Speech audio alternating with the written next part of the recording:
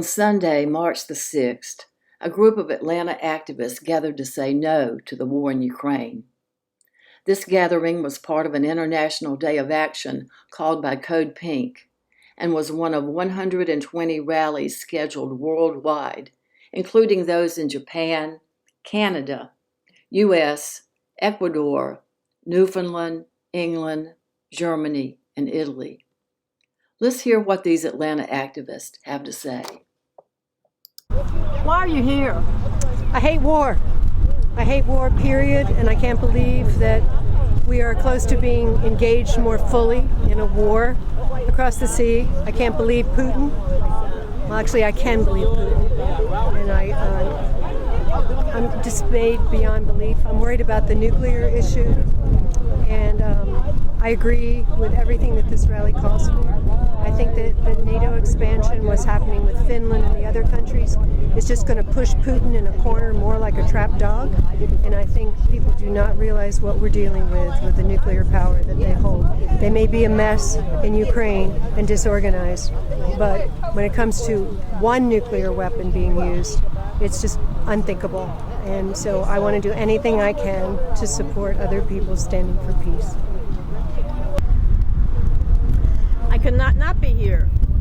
It's an international day to me, it's an international day of outrage about what's happening to Ukraine.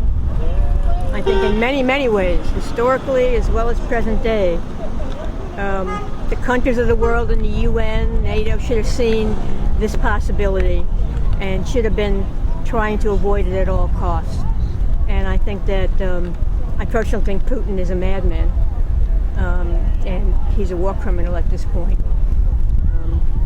So I needed to speak out, saying like, I'm with the people of Ukraine, I'm against the invasion, I'm also against militarism by the US and by NATO. We need to learn how to use the United Nations and use a system of peace rather than a system of war to solve problems.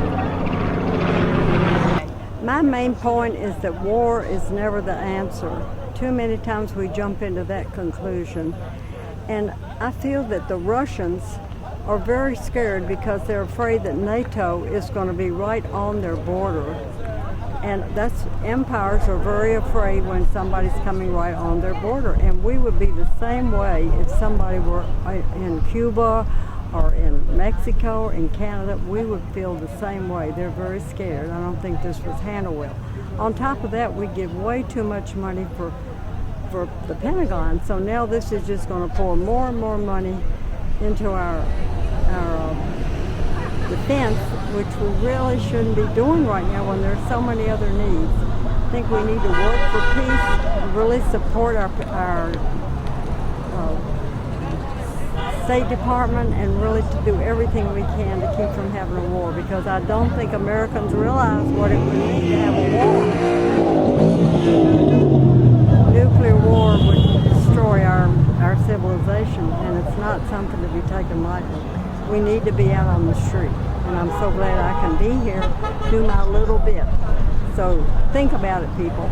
As U.S. citizens, we need to look at what our government is doing, what we can do about the situation, and I think for many decades we have violated the sense of NATO's original meaning, and that now that has become a cause of escalating conflict in other people's countries.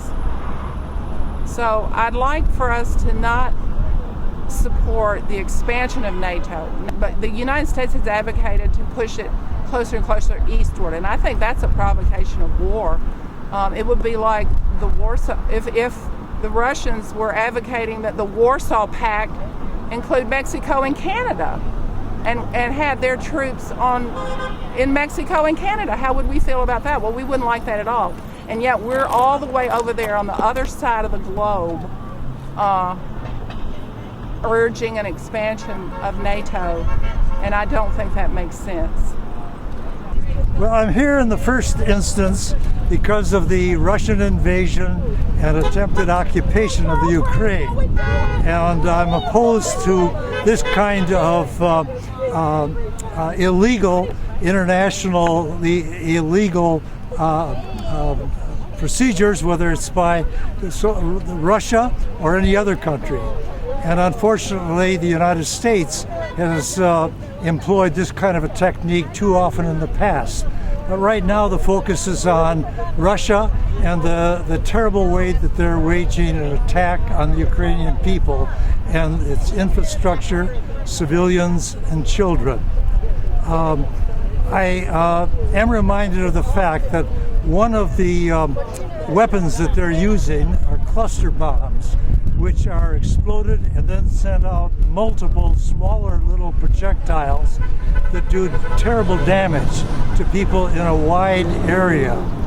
And there are only a few countries in the world who have not signed on to an opposition to this kind of weaponry. One of them is Russia, and unfortunately another is the United States. We've used these weapons too often, and we're continuing to sell them to other countries.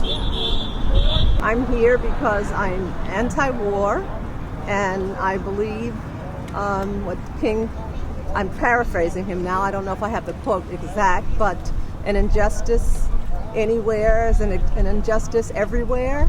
I think it goes something like that. So those are my sentiments. And, the people of Ukraine, they didn't pick this war, and we have to stand with them. Well, number one, I'm afraid of nuclear war, and I think we're very close to that. Secondly, the raw brutality of Putin against Ukraine is absolutely offensive, and the only thing I can think to do is to demonstrate.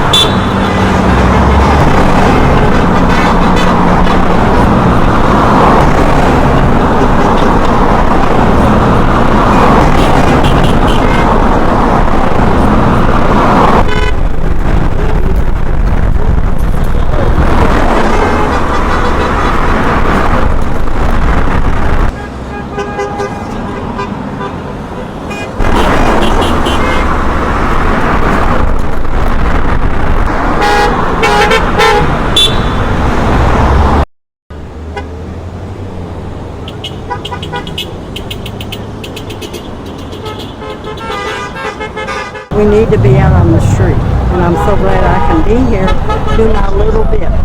So think about it, people.